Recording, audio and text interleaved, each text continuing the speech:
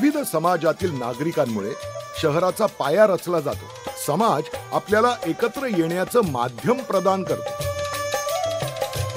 या पार्श्वभूमीवर गेल्या अनेक दिवसांपासून माझ्या ओळा माजिवडा मतदारसंघात राजस्थानी बांधव धार्मिक विधी, अनुष्ठान आणि समारंभांसाठी स्वतंत्र समाज भवन बांधण्याची मागणी करत होते.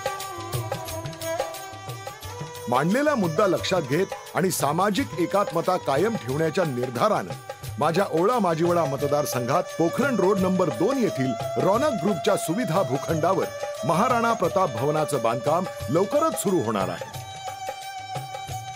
या कार्यासाठी मुख्यमंत्री श्रीयुत एकनाथ शिंदे साहेब आणि ठाणे महानगरपालिका आयुक्त अभिजित बांगर यांचं अमूल्य सहकार्य लाभलं आहे.